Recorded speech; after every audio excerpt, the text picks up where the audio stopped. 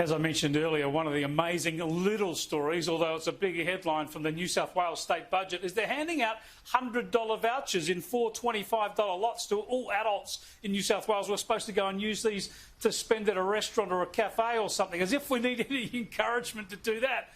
Now, one of my favourite economists and commentators on all these matters is Judith Sloane. She's the contributing economics editor for the Australian newspaper. She joins us from the Sunshine Coast now. And Judith, we'll get into the big picture stuff on the budget in a moment, but surely these vouchers are one of the most blatant political vote grabs I've ever seen.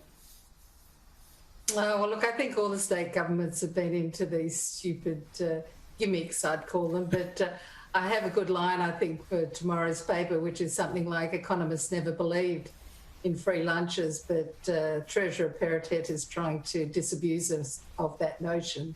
There clearly are some free lunches. Yeah, they're actually handing out free lunches in the New South Wales budget. But, of course, as you know, there is no such thing as a free lunch. We're all going to pay for it some other way. Well, that's my second point, Chris, which is to say this is all going on the tab. So this is going on the tab of government debt. And it's absolutely extraordinary if you look at the New South Wales figures. So net debt in the current financial year is about $19 billion. At the end of the forward estimate, so that's 2023-24, not that far away, the net debt goes to $104 billion. So net debt increases by 450%. Look, it's making the Queensland government look quite responsible.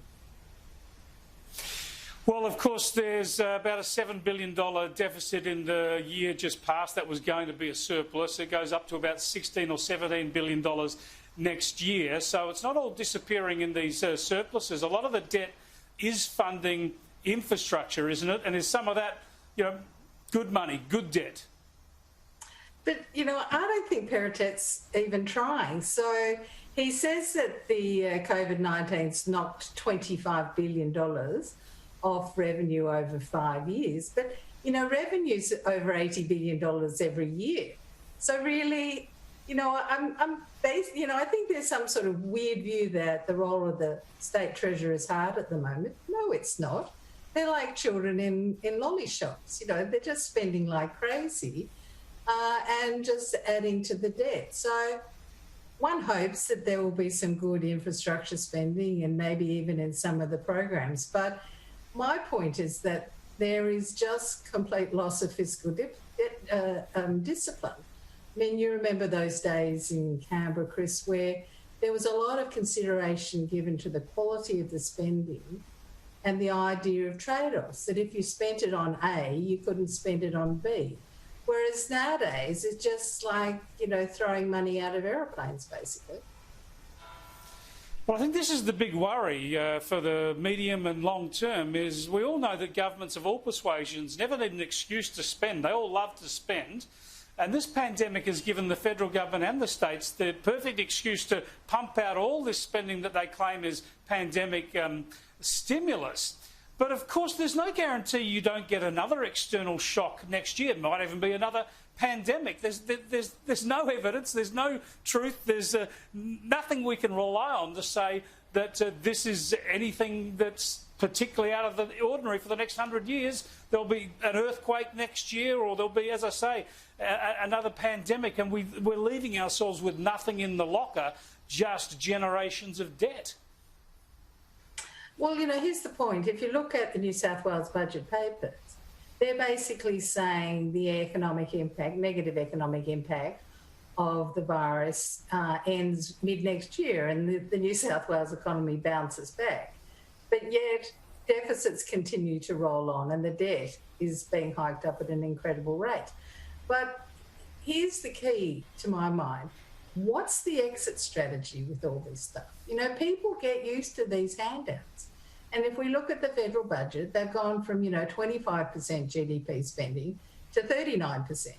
Now, there are lots of sort of, free goodies for people in that. And politically, I think you find that it's often very difficult to exit those programs because people begin to think of it as some sort of entitlement. Well, the trouble is, too, the way we're continuing to see the pandemic managed. South Australia's gone into something of a lockdown in response to the cluster at Parafield Gardens. Other states have thrown up their hard borders again. This stuff is unsustainable. You could make a case, if you wanted to, go with the Daniel Andrews argument, what he did in Victoria and all the rest of it, you could make a case for doing that once if you knew that was it. But, of course, that's not it. There is still a virus and you still need to deal with other outbreaks, other possible clusters and outbreaks, and I just wonder how long we can go on with these shutdowns because they all cost money and jobs.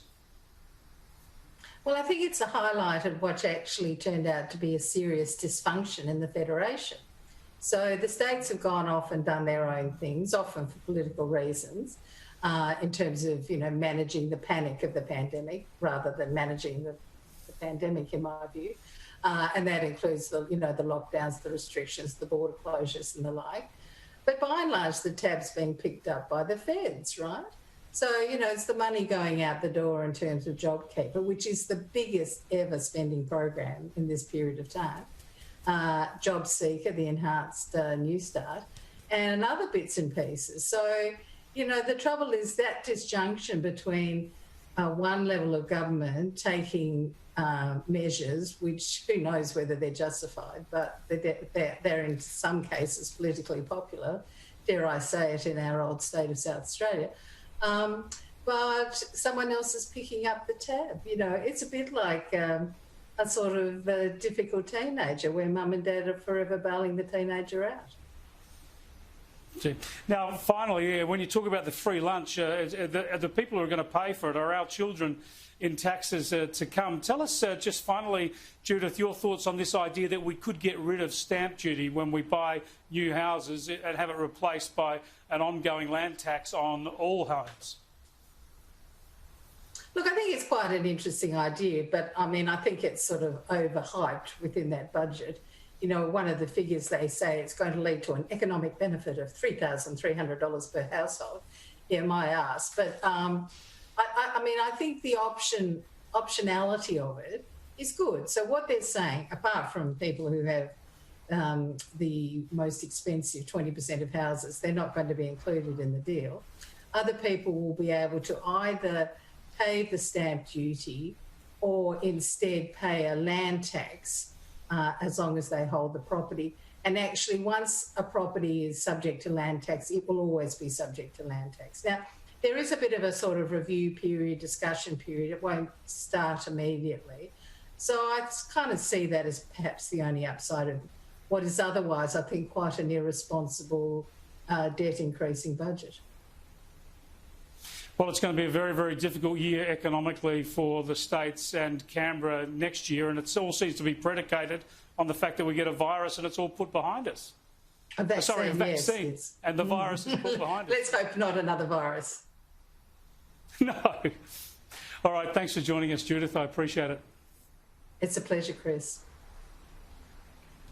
Judith Sloane there. As she mentioned, you can read her stuff in The Australian tomorrow. She's on to that point about these vouchers. People are going to grab them and spend them and love them, and some of the businesses who benefit from them will enjoy them. But as she says, this is a state government handing out free lunches, and in economics, as ever, there is no such thing as a free lunch.